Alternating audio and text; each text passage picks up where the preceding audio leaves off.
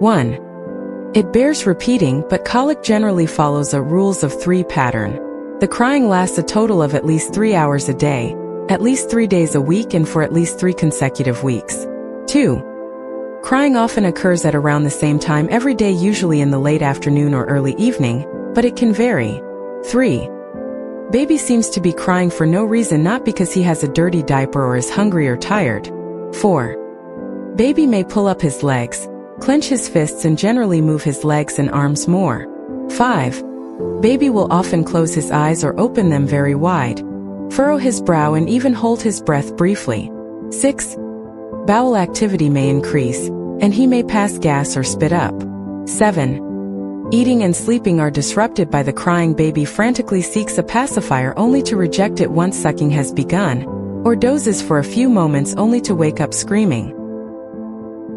There isn't a clear definition of exactly what colic is or how, and if it differs from other types of crying, but doctors typically agree that colic crying is louder, more intense, and higher pitched than normal crying, sometimes almost like screaming. Colicky babies also seem inconsolable and tend to cry more throughout the day than babies without colic. It may very well feel like around the clock, much to tired and fraught parents' dismay, but in reality it could amount to a few hours total. Most often, colicky periods recur daily, though some babies take an occasional night off. By 3 months, though usually a little later in preterm babies, most colicky infants seem to be miraculously cured. The colic may stop suddenly or end gradually, with some good days and some bad days, until most of them are good and it's clear the stage has passed. In the meantime, a little knowledge and a lot of patience will help you survive until the storm subsides.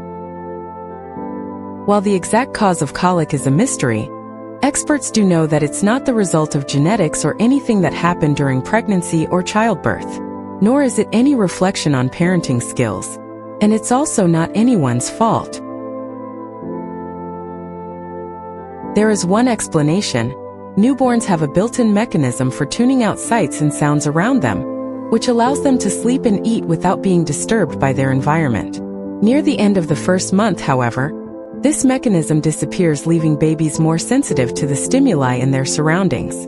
With so many new sensations coming at them, some infants become overwhelmed, often at the end of the day. To release that stress, they cry and cry and cry. Colic ends, the theory goes, when baby learns how to filter out some environmental stimuli and, in doing so, avoids a sensory overload. Digesting food is a big task for a baby's brand new gastrointestinal system. As a result, food may pass through too quickly and not break down completely, resulting in pain from gas in the intestines. Research has found that infant GERD, gastroesophageal reflux diseases, can trigger episodes in colicky babies, though it doesn't cause colic. Infant GERD is often the result of an underdeveloped lower esophageal sphincter, the muscle that keeps stomach acid from flowing back up into the throat and mouth, which can irritate the esophagus. Symptoms include frequent spitting up, poor eating, and irritability during and after feedings. The good news is, most babies outgrow GERD by age 1, and colic usually goes away long before then.